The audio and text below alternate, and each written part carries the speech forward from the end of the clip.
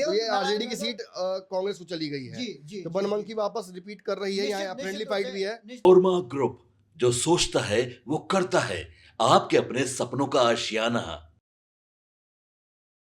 अब हम बढ़ेंगे पूर्णिया की तरफ। पूर्णिया की तरफ हम बढ़ते हैं। पूर्णिया की 7 सीटें हैं नमन जी, और पूर्णिया की 7 सीटों में अगर हम बात करें तो हम सबसे पहले शुरू करते हैं अमौर से।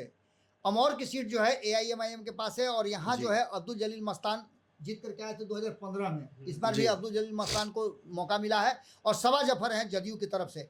लेकिन यहाँ अंतर जो है आप समझ ही रहे हैं कि AIMIM पैदा कर रहा है, AIMIM कितना डैमेज करता है आरजेडी को, ये सबसे बड़ी बात है, और इसी को लेकर के यहाँ पर जीत हार की बात है। तो मुझे जो लगता है कि सवा जफर इस बार एज में है, क्योंकि उनको हिंदू वोट भी जबरदस्त मिलेगा, अगर थोड़ा बहुत भी। यहाँ बीजेपी के बाद 2 सीट पहले जीती हुई है जी, एक बनमनखी और दूसरा पूर्णिया जी। दोनों सीट बहुत बड़े डिफरेंस से बीजेपी ने जीत रखा है। हाँ, और बनमनखी में कौन कौन बनमनखी में कृषि ऋषिदेव थे, जो कृष्ण कुमार ऋषिदेव थे बीजेपी से, इस बार भी वो मैदान में है, और देव नारायण रजक जो है कांग्रेस से चुनाव में लड़ रहे हैं। तो ये आरजेडी की सीट कांग्रेस को चली गई है। जी जी। तो बनमनखी वापस रिपीट कर रही है, यहाँ फ्रेंडली फाइट भी है। निश्चित यहाँ बनमनखी रिपीट कर रही है बीजेपी, जी। पूर्णिया सीट बीजेपी रिपीट कर रही है, बड़ा डिफरेंस था, वो डिफरेंस रिपीट हो रहा है। धमदाहा से लेसी सिंह को हराना थोड़ा डिफिकल्ट होगा, लेकिन संतोष कुशवाहा मैदान में उतरे हैं। हाँ, लेकिन लड़ाई ठीक है, लड़ाई बराबरी की है, लेकिन आई डोंट सी कि इतना आसानी से लेसी सिंह को हरा दिया जाएगा। मंत्री हैं इस क्षेत्र की रही हैं, जब नहीं भी थे संतोष सिंह इस क्षेत्र में, जब उनको बैकलेस झेलना पड़ रहा था तभी लेसी सिंह यहाँ पर मौजूद थी। निश्चित तो लड़ाई काटे की है, लेकिन अगेन मुझे लगता है कि यहाँ पे लेसी सिंह जीत जाएंगे। रुपौली की सीट जहाँ पर बीमा भारती थी जदयू से, लेकिन वो हार गई, फिर उसको वो इनफेक्ट स्विच कर गई, फिर उनको जदयू से लोकसभा मिला, फिर उनको विधानसभा मिला उपचुनाव, दोनों हारी।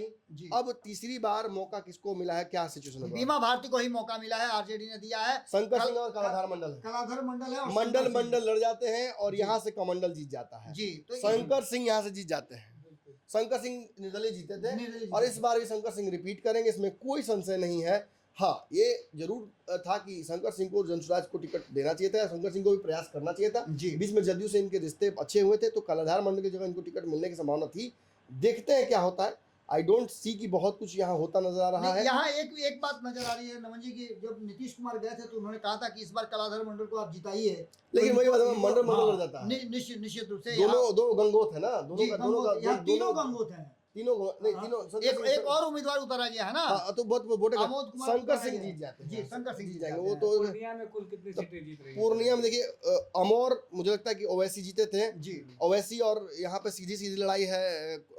अमौर के में कौन लड़ रहा है? कांग्रेस लड़ रही है, नहीं जी, और वहाँ कांग्रेस लड़ रही है। अमौर में कांग्रेस और इनके बीच में लड़ाई है। अगर जदयू बाजी मार जाए तो कोई बहुत बड़ी बात नहीं है, लेकिन वोट का डिफरेंस इतना बड़ा था कि आई डोंट सी कि अगर नहीं जीतेंगे। देखिए यहाँ पे थोड़ा सा मैं ये सेफ पॉइंट लेना चाहूंगा, अगर ओवैसी नहीं जीतेंगे तो यहाँ से कांग्रेस जीतेगी निश्चित रूप से। फिर वही बैसी में ओवैसी ने भी लीड ली थी 16,000 की जी। यहाँ पे अगर कांग्रेस खेल यहाँ पे लगता है आरजेडी है, तो आरजेडी यहाँ सही ढंग से खेले तो वो निकाल सकते हैं, लेकिन अगर दोनों गड़बड़ाए तो ये सीट बड़ी आसानी से निकाल सकती है देखिए। इसमें बनमनखी और रुपौली की बात करें, वो बनमनखी, धमदाहा और पूर्णिया, ये 3 ऐसी सीटें हैं जो साफ नजर आ रहा है कि सीधे जा रही है एनडीए गठबंधन की तरफ। लेकिन 2 सीटों पर हम लोग दाव लगा सकते हैं कि 7 में से 3 सीटें जा रही हैं। पूर्णिया जीत रही है जी, धमदाहा जीत रही है, धमदाहा, बनमनखी और एक सीट जो है आप इसमें जोड़ सकते हैं रुपौली की, जो मैं बता रहा हूं कि रुपौली की सीट कलाधर मंडल जीतने की स्थिति में आ सकते हैं। नहीं, मुझे नहीं लगता, मुझे लगता है कि वही 3 सीटें हैं जी। 3 में अभाव के 4 सीटें, मुझे लगता है 3 ही सीटें निकाल पाएगी, ज्यादा नहीं निकाल पाएगी। आपके सपनों को हमने सजाया है, ई होम्स पैनोरामा को हमने बनाया है। ई होम्स मेरा एक सपना था जिसपे मैं पिछले 4 साल से काम कर रहा था। हमने जो बनाया है वो सबने है माना। ई होम्स पैनोरामा में हो आपका भी आशियाना।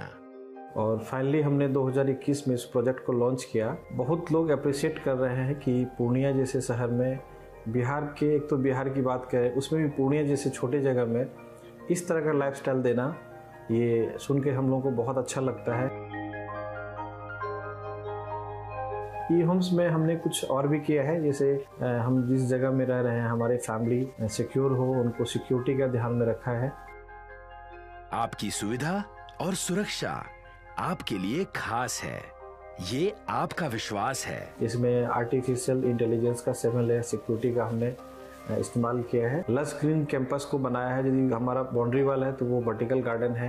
ये जितनी भी फैसिलिटी होता है एक इंटरनेशनल टाउनशिप में ई होम्स है, ये हम लोग विश्वास नहीं कर पा रहे हैं। जो भी हमारे मित्र दोस्त या जो भी हमारे बाहर के बाहर आते हैं तो हम लोगों को बहुत अच्छा सुनने को मिलता है और बहुत अच्छा क्रेडिट मिल रहा है। वो सारा हमने सिर्फ एक बिल्डिंग नहीं बनाया, हमें एक बहुत अच्छा लाइफस्टाइल दिया ई होम्स में, और मेरा एक सपना था जिसको मैं आज फुलफिल होते हुए देख पा रहा हूँ। ये आपका आवास है।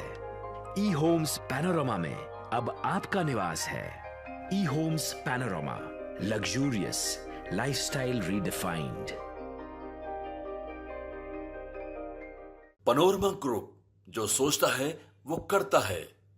अगर ये वीडियो पसंद आई और वह बिहार के राजनीति और बिहारियत से सरोकार रखेनी तो सब्सक्राइब बटन दबा के चैनल के सब्सक्राइब कर ली। ओजे एगो घंटी बा, ओकरा बटन दबा देला से कुल सटीक और मारक खबर रुआ मुफ्त में मिल जाई। अगर रुआ पत्रकारिता के हमनी के नया प्रयोग में सहयोग कर चाहतानी तो ज्वाइन बटन दबा दी। पेटीएम नंबर नोट कर ली 9386